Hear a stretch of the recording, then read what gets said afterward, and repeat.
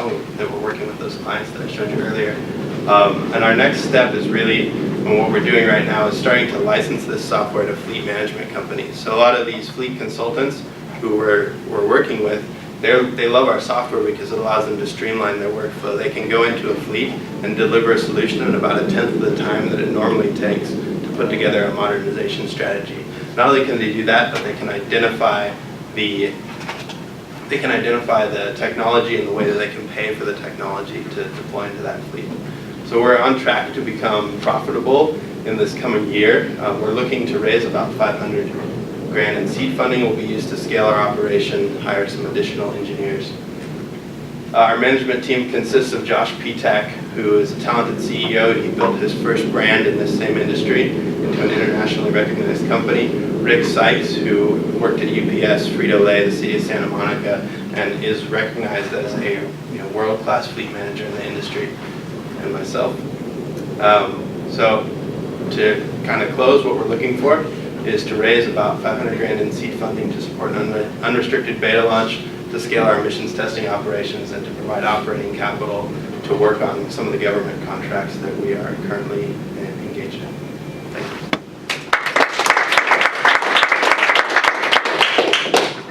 So we always start questions off with the same question as what as a community can we do for you? Well, because it is the 1-year anniversary and we presented a while back, one of the things I want to say first is that you guys have done a great job supporting us. We've gotten a lot of good connections through Jack and the other folks here at Impact to clients and folks in the area. So we're really appreciative of that. So, if that can continue, that'd be great. We're always looking to work with fleets in the area locally as well as across the state, anywhere. So any connections to fleet managers, if you know anyone who owns a big group of vehicles and wants to become more efficient, we'd love to talk to them. And then obviously we're also looking for interested investors who are looking to partner with us. So, yeah. So we'll open it up to questions from everybody else. For software as a service model, what is the business model in terms of subscription model? Yeah. Per month, dollars per gigabyte per month, or what? How? So essentially, we price it based on the amount of records they have. So if you saw, there's that kind of sliding scale of 7.5 to about 15 per year, and that's just based on the amount of records we need to process. So kind of the crux of what we're doing is pulling in fleet data, analyzing it and validating it, and there's a couple of APIs as well as like server bandwidth that needs to be accounted for. So that's kind of how that's the basis of that is per record used or processed. Is a record equal to a truck?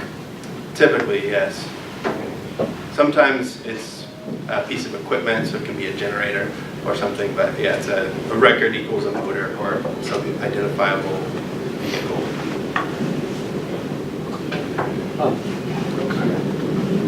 Go ahead. The word unrestricted is a little bit mystique. It sounds almost like, is there a more clear word? That's what you guys use in speak of software development and stuff. Is there a word out there to kind of more we probably could have put open beta or just beta. Because what we've done up until now is pursued deploying this software under NDAs with people that we know and trust and work with in order to get a full, essentially minimal viable product defined. And now we're working to actually get that that full feature set built out and launched. And so could you call it full feature beta launch? Yeah. That would sound a little more less mysterious. Mm-hmm. So one quick question and one comment. The question is, what would you do with more capital? What would you do with $2.5 million? Mm-hmm. So I think we would pursue a similar strategy that what we have kind of outlined now, mm-hmm. in that we would hire additional software engineers. We have kind of spec'd out currently, to hire a full-time salesperson, another software engineer, and then to contract some CFO services, and some probably additional marketing services on the side there. Okay. So we would probably just do that at a bigger scale and, really focus still on targeting California and then moving nationally first. Okay. The quick comment for you is the pattern that I've seen with entrepreneurs, particularly out of the Sacramento region, is oftentimes the round size is a bit too small to align with the large audience of investors and their investment thesis. So as an example, if you're a venture capital firm with 100 million to 500 million under management, you probably invest in the 500,000 to 5 million range. And you probably are rarely sort of the only investor in that range. So if you're targeting, say, a $2.5 million round of financing, and there are small $500,000 investors that are out there, they're not precluded from participating in that $2.5 million round. They would just be, effectively a portion of it, right? Right. But when you're that small and you present to someone who's targeting, say, $1.5 million to $2.5 million investments, then they view you as, oh, well, we'll wait until he hits a few more key milestones. And so they'll oftentimes encourage you to, why don't you come back in a year and see us after you've hit some key, kind of after you've matured as a company. And it may not be that you need to mature more as a company. It may be that you need to just simply right size the investment opportunity with the investment thesis that they have based on their fund size. So when you say you're going to be cash flow positive or profitable in 2018, you've made some material progress. You've got a solution, you've got customers, you've got revenues, and now you're tracking toward cash flow positive. So anyway, I guess the comment is you might consider in an effort to align with more qualified investors and sort of the investment opportunities that they're looking for, you might consider thinking through what you would do with slightly more capital and presenting the company as a bit more mature and sort of, I think that's actually reality, that you are a bit farther along than a concept or the beginning of a technology or your first customer. You are farther along, and I think that presenting it in that way might actually reflect the maturity of the company and the progress that you've made. Okay, thank you. So your presentation is, your company right now seems to be primarily focused on automotive vehicles. Yes. Is there any plans to move beyond into planes, ships, tanks? Yeah, we're looking at marine stuff Yeah. right now, so ships and that sort of thing, lots of like ferries, tugboats, then ships. And does your process change for different types of vehicles? It does change a little bit in that the technology we use to identify new or model usage patterns is a lot different for a boat than a truck. Yeah. So there's definitely some, and that's one of the reasons we want to hire some additional engineers to kind of tackle some of that. Cool. Very good. Yeah, so the algorithm essentially would be different for those applications. And do you guys provide any data visualization of what your findings are? Yeah, and unfortunately, I need to do something to address that. So the actual platform looks a lot better than just that one screenshot, and So- we need to include some Cool. extra slides probably in the back to show how it looks. And do you charge? Is that an extra upsell charge for your customers? No, that's kind of the standard platform. Okay. Actually. Because I know Google, actually, when you get Google Analytics at a certain level, they will, now the visualization is really taken up a notch, Right. but it is an additional charge. So that might be something beyond a dashboard. You might want to see how else can we demonstrate the flow to our customers and be able to upsell them at that. So you talked a little bit about how it was in the cloud, but you also talked about licensing. Can you kind of explain the two? When I think licensing in my head, I think of like, at the client, they're serving up their own version of it versus a cloud version. Can you talk about the two? Yes, the two kind of divergent ideas are exactly as you kind of have imagined. And essentially what's happened is we've started to work with several utilities and kind of larger purchasing agencies that are not really interested in accessing kind of a cloud or accessing this version of it at least. And so they're interested in funding us to do development for a kind of customized package that we'll deliver to them at a good price on kind of a different sort of scheme. So that's... What, have you seen any challenges that might be in like a fanning out an explosion of support for those different flavors? And what are you thinking about how to maybe combat that? So we do see that happening, and essentially we just have to hire more engineers at this point. Although we're starting to see kind of a good pattern with some of the larger organizations where they want specific feature sets customized and they want it deployed in a certain way. So there's a replicable process that we're kind of starting to zero in on with them. But as we go down that kind of development pathway with them, we'll just have to see what happens because it's pretty new, to be quite honest. So, yeah. In that scenario, wouldn't you just send them an invoice and bill them for those hours and have a chance for more revenue, more profit? That's what we're planning on doing. So we'll see if that is, an efficient way to sell this to those people or not. But we think it would be. So, yeah. If the price is right, they'll want the innovative expansion of the functionality, but they won't abuse it if the price is right. Right. Yeah. The idea of monitoring and then monitoring and fixing, or monitoring and providing feedback. It sounded like in your presentation you were saying some other companies, they just monitor and give you some information, but your company was monitoring and giving feedback on what to do or how to fix or how to improve. Is that the way to say it? Yeah, that's correct. It reminds me a little bit of one of those credit monitoring agencies. They're advertising out there now, why monitor if you don't fix, kind of a thing. Right. So yeah, similarity there. Yeah, definitely.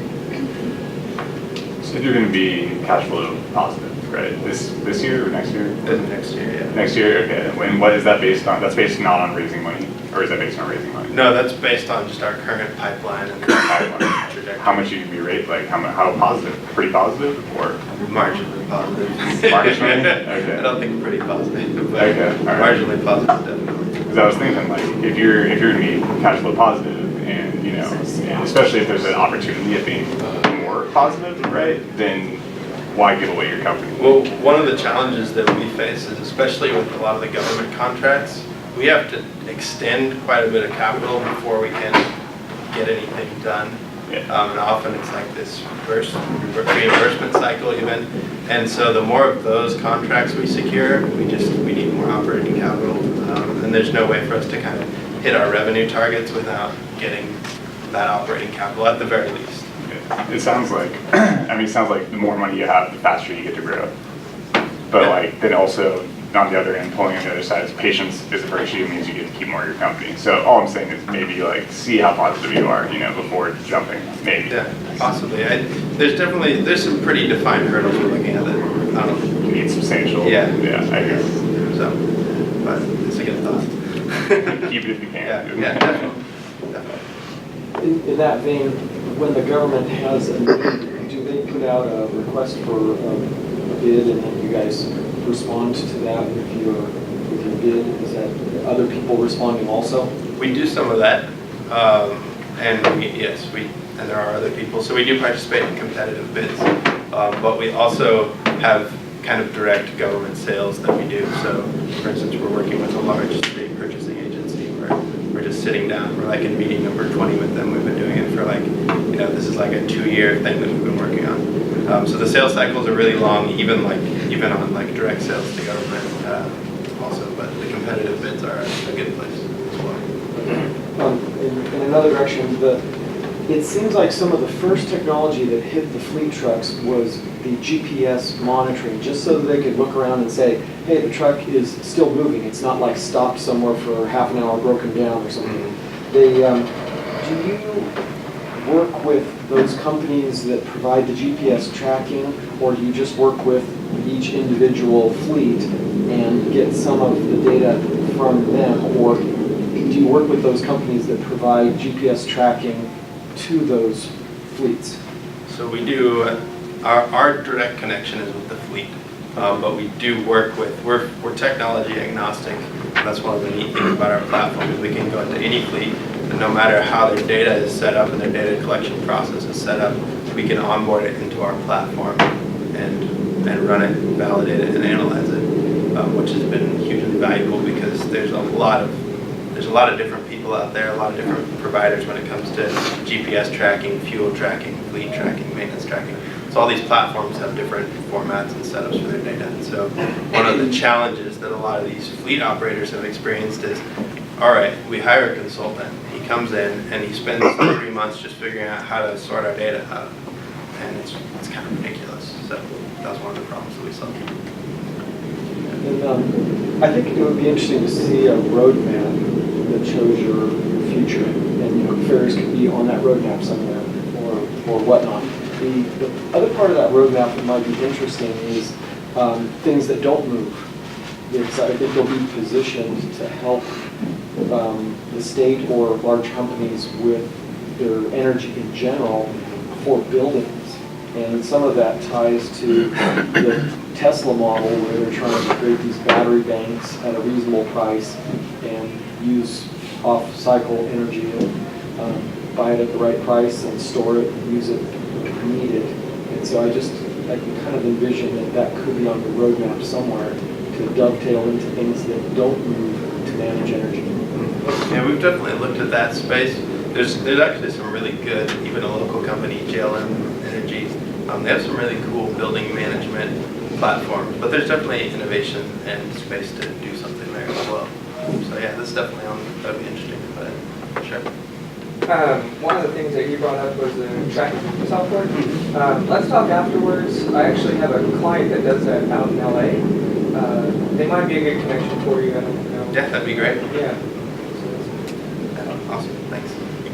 So what actually constitutes the fleet? Does it have to be inventoried and come back to one central location? I guess what I'm asking is, could Uber and Lyft's cars be considered their fleet because they work for them or because they're owned independently? So for us, a fleet has to be all owned by the same people. Okay. And further to that, at about, when it drops below about 100 vehicles, there's not a lot we can do to make them more efficient because often they just don't have the capital to do anything. Got it. But that's kind of where we look. So they're all owned by the same people. They don't necessarily have to go back to the same place, but they all do have to be under the same ownership. And one of the reasons is, say we look at the fleet and we say deploying some telematic solutions, so some fleet tracking and route optimization would improve your fleet and improve your budget. If they can't deploy that to all their vehicles, then it doesn't work. So that's one of the things we look at, is make sure that all of the fleet is under the same ownership so that they can actually act on some of the strategies. Got it. Not to say they couldn't, but it's harder that way. Do you have any clients in the private sector? We do. Okay. I think oops, wrong way.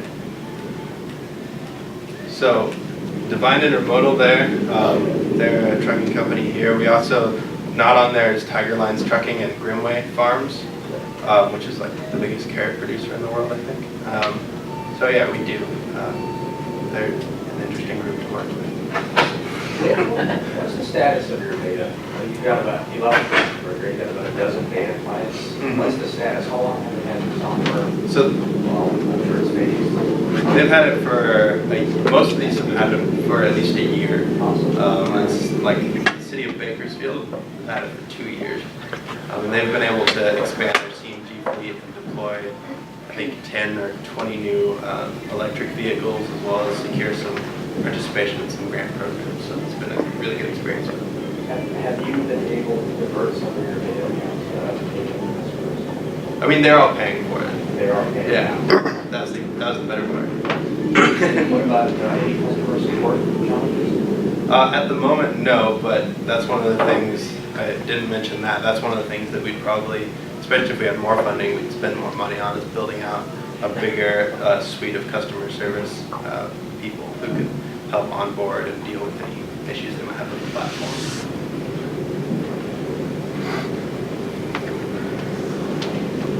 Can you go back to the money slide? The bar graph goes up a lot. The sexy revenue projections? Yeah. Sure. Okay, so that's the I get it.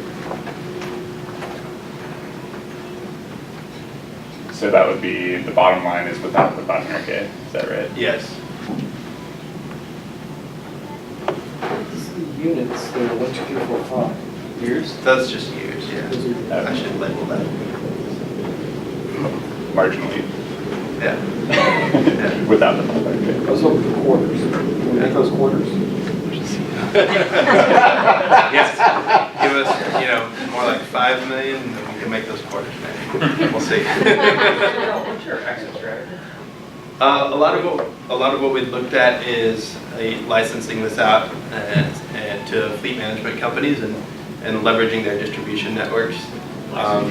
And then hopefully, way down the road, get acquired by Verizon or someone who's looking to build a better fleet management platform and get a competitive edge on some of the bigger guys. That's what I was expecting your answer to be, so that an equity capital may make sense there.